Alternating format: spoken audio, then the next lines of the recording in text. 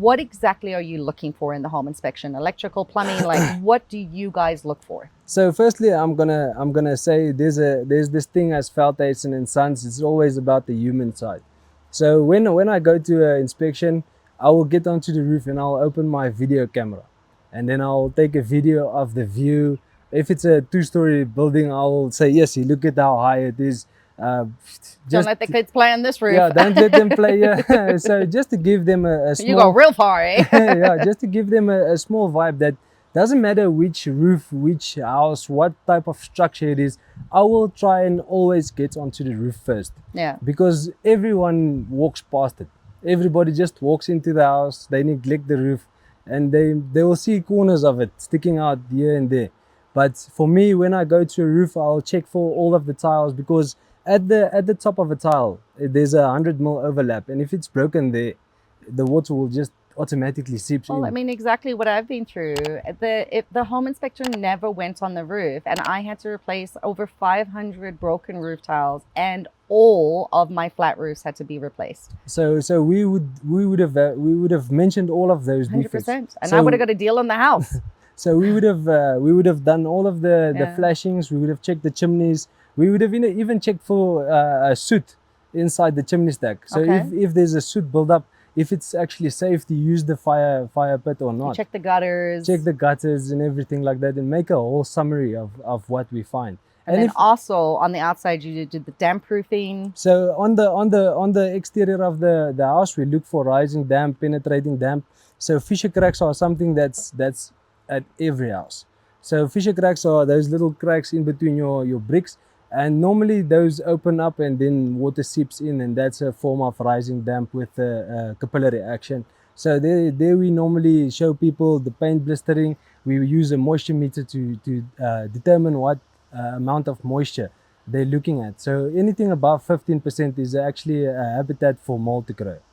So anything higher than 50% is something that you have to look at. Yeah. And then also when we walk And you past, say higher than 15% because you did mention this before, but just to reiterate, it's because brick and cement is porous. So there is going to be moisture in there no matter what people do. yes, that's correct. So with your wood, that's also the same thing. You'll find a moisture reading of 21, but anything above 21. So does it change versus winter and summer? Yes. So in the summer it will be a little bit more dry, and in the winter it will obviously be a little bit more damp.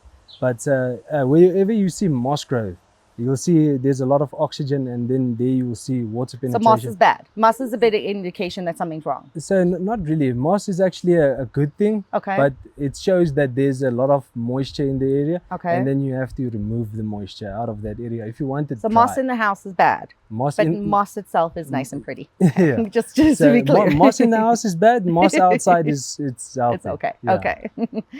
Okay. So we're now on the outside of the house. Then you look at windows inside or outside the house. So we do both. Okay. We look at the frame on the inside and on the outside, because the frame can deteriorate more on the outside than on the inside due to weathering. So we actually went through to embassy, and we were busy looking at this house. Very lovely on the inside, very lovely on the inside. But when we stepped on the outside, we actually saw that all of the wooden frame windows were busy falling apart and stuff like that. So it doesn't make sense to just look at the house on the inside and not on the outside. So we check on the outside and on the inside, and if the window is in a bad shape, we'll say that there's requirements of general maintenance. And if it's actually to a point that it doesn't work anymore, we'll say it needs replacement. And then you said you also look at irrigation and pools. So we look at pools, we look at the apron. So if there's cracks in the apron, there's obviously most likely a crack inside the pool as well, because a crack runs. We look at so we don't get into the pool, but we do look. Wouldn't that be cool though, right? that would be lovely. Part of the inspection. Especially on a hot day. But so we are like general practitioners. We're like a doctor where you go and you just bring the problem to us. We tell you exactly what's the problem and which specialist to go and see. Okay. So, and then obviously you do the electrical, you do the plumbing, do you do appliances? Yes, we look at the electricity, we look at basically everything. From the roof apex all the way to the foundation. So any appliance. So A to Z. A to Z. A to Z. And if a home inspector is not doing A to Z. So you get your clients that ask for a single point inspection, then a single point inspection, you're going to ask him, is it your roof? Is it your foundation? And then he will say, okay, it's just this section that I want my inspection so done you on. can just get a specific thing inspected. Interesting. Okay. So we don't have to inspect the whole property. We can only specifically focus on one object at a time as well. But as a full home inspection, we check at everything. So from the apex all the way down to the foundation. Okay, and then you basically diagnose, saying there's electrical issues here. You definitely want to go hire an electrician to get this checked. So do you guys open the DB boards? Yes, we You do do? open. Okay. So we do look for any illegal connections and also overloading connections. Okay. So if breakers are overloaded, that's also a bad sign of a COC should not Absolutely. be issued.